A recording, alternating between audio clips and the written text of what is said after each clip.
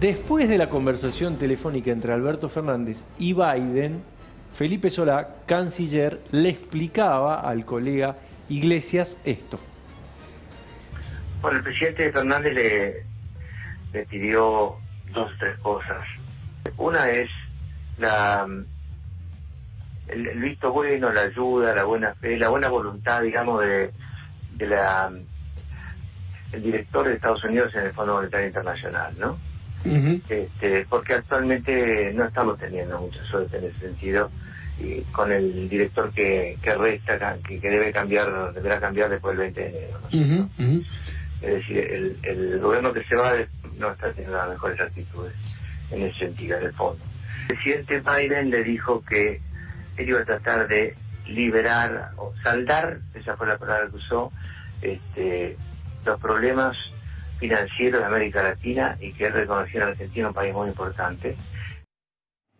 Bueno, esa fue la palabra que usó, dijo saldar. ¿Por qué ahora dice que está inventado esto, Jorge Liotti? Bueno, en realidad no sabemos a ciencia cierta, porque fue una conversación entre los dos presidentes. Lo que sí sabemos es que la difusión de esto que conversaba recién Felipe Solá en la radio trajo un enorme ruido dentro del gobierno, porque hoy el propio entorno de Alberto Fernández dejó trascender su malestar por lo que dijo Felipe Solá y dejó correr la versión de que eso no era cierto, no había sido parte de la conversación entre Alberto Fernández y Biden. Yo te diría que hoy la situación del canciller es incierta, porque en el gobierno dicen que la cuestión está saldada, que ya lo hablaron. Alberto Fernández salió a hablar, dio algunas declaraciones en el diario Clarín, diciendo que para él era un tema terminado, pero internamente siguen diciendo que es una decisión de Felipe Solá, que aparentemente está enojado porque entiende que le hicieron una cama al difundir este disgusto del presidente con lo que él dijo en público. Acá hay dos posibilidades. Una opción, que es la que deja filtrar la Casa Rosada, es que Felipe Solá se mandó solo o inventó esta parte de la conversación. O entendió mal, puede ser. O entendió mal. La otra es que en realidad fue parte de la conversación, pero no era para decirlo en forma pública. Ahora, esto viene en un contexto en el cual también se dejó correr la información de que Felipe Solá se confundió respecto del lugar donde era la conversación. Obviamente claro, él tenía que ser parte, él fue a Olivos, la charla era desde la Casa Rosada, como que lo dejaron en un contexto de cierta distracción o desconcierto, que llegó tarde, que no participó y que después en la reconstrucción terminó agregando esta parte. Es un tema muy importante y muy sensible, porque yo te diría que la Cancillería viene siendo un foco de problemas significativo, y desde el kirchnerismo lo vienen apuntando hace un tiempo a Felipe Solá por esta cuestión. Yo te marcaría que además de este episodio, recordarás que hubo ruido hace no tanto por declaraciones de dos embajadores, uno el embajador ante la OEA, Raimundi, quien había hablado en otra dirección respecto al tema de Venezuela, y otra era una embajadora que iba a ser designada, Alicia Castro, en Moscú, que también tuvo ruidos muy importantes. Todo esto le generó mucho desgaste a Felipe Solá, porque tampoco Felipe Solá tiene herramientas como para decir que estos embajadores se vayan. Después Alicia Castro terminó diciendo que ella no iba a ir a la embajada en Moscú, pero le generó una rispidez muy importante. El otro punto que también lo viene desgastando es que hay parte de las gestiones diplomáticas que no pasan por Cancillería, que las manejan directamente Cristina Kirchner con otro grupo, especialmente con el senador Jorge Tayana, quien fue canciller en su momento con ella. Por ejemplo, lo que tiene que ver las relaciones con Venezuela, con Rusia, con China, y con Cuba, que son países estratégicos de la mirada de Cristina Kirchner. Bueno, se manejan casi con una diplomacia paralela, y esto deja bastante, yo te diría, desacomodado al canciller. Jorge, vos suponés que esto fue, porque vos decís que Solá está enojado.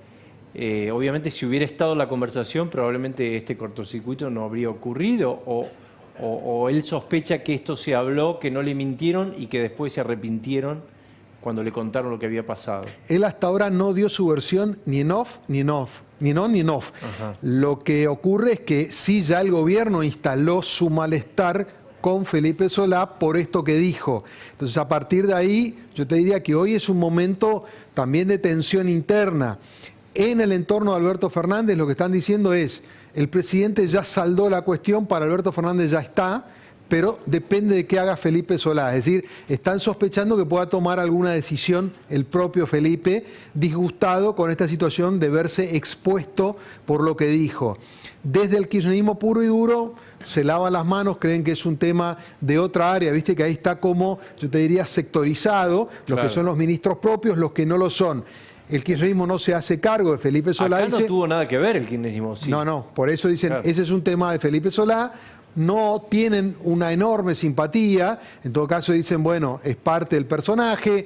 Felipe Solá en general tiene, diría, a la hora de declarar, un tono altisonante, quizás no con los modos prudentes que suelen llevar los cancilleres, es más un político, suele reconocer que a veces habla en exceso, bueno, muchas veces le pasa factura. En este caso, obviamente, poniendo en riesgo una cuestión que es central y estratégica para el gobierno, que es la relación con el presidente electo de los Estados Unidos y la negociación con el Fondo Monetario, que es probablemente la gestión más importante para el gobierno de Alberto Fernández. Entonces, ante la opción de lesionar ese vínculo o salir a defender lo que dijo Felipe Solá, bueno, hoy en forma reservada del entorno de Alberto Fernández, yo te diría que lo pusieron a Felipe Solá en observación. Gracias, Jorge. ¿Vuelve a la cárcel Vudú, Daniel Santa Cruz? Bueno, mañana la Corte Suprema, según algunos trascendidos, puede confirmar la condena a 5 años y 10 meses por corrupción en la causa Chicone que tiene Amado Vudú. Amado Vudú estaba en la cárcel. Las razones por las cuales hoy está, que no está en libertad, hay que aclararlo, sino que tiene arresto domiciliario. Él está en su departamento del barrio de Barraca con su esposa y sus hijos, con tobillera electrónica, porque él está bajo la figura de arresto domiciliario. En su momento la excarcelación se pidió por el tema del COVID. Amado Vudú no integra ninguno de los llamados grupos de riesgo, claro. Y uno de los jueces, entendiendo el pedido de la defensa de Amado Vudú respecto al COVID y entendiendo que la condena de Vudú no estaba confirmada, decidió otorgarle el arresto domiciliario. Bueno, el asunto llegó a la Corte Suprema de Justicia, que probablemente mañana confirme estos 5 años y 10 meses de condena de Amado Vudú. Siendo la Corte Suprema, ya no hay más instancias para seguir apelando, por lo tanto debería volver al penal de Ezeiza, donde estaba cumpliendo con su condena. Y esto se filtró hoy, ¿no, Jorge? Mira, se filtró como un anticipo de lo que podría resolver mañana la Corte, es raro, pero bueno, ha ocurrido, de algún contacto salió, lo publicó Infobae, después se confirmó que está esto en la agenda de mañana de la Corte. Hay que completar un poco lo que decía recién Daniel, es que la Corte ha venido rechazando sistemáticamente una gran cantidad de apelaciones que hicieron distintos actores, exfuncionarios del kirchnerismo, ante la Corte. Lo hizo no solamente con Vudú, lo hizo con Devido, con la propia Cristina Kirchner. Yo te diría que viene liberando el camino de todos estos recursos, pasa que muchas veces no son tan significativos como para que pueda llegarse a un fallo definitivo. Esto pavimenta mucho el camino. En consecuencia, si mañana la Corte se pronuncia rechazando estos recursos, se supone que el tribunal correspondiente va a tomar la decisión de volver a detenerlo para que complete el periodo de detención que tenía originalmente por el fallo original. Jorge, la Corte no tiene plazo, o sea, puede no decir nada mañana. Puede no resolverlo mañana, puede postergarse. Sabemos que la Corte no tiene plazos perentorios en estas circunstancias. Porque si esto es un tema de COVID, por ahí si esperan a que venga la vacuna... No es tema de COVID porque él no está dentro de los grupos de riesgo. Lo que pasa es que en su momento y ante la presión que había... ¿No fue eso? No, el argumento fue del juez que le dio la prisión domiciliaria, que su condena no estaba firme.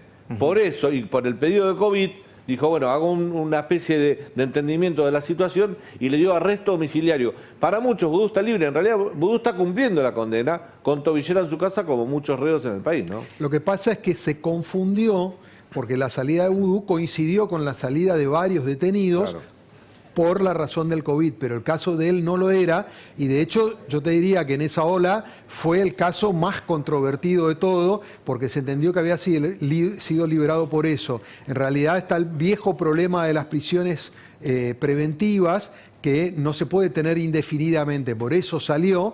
Bueno, ahora con esta decisión, si es que mañana efectivamente la Corte se pronuncia, será revocado y deberá volver a la prisión.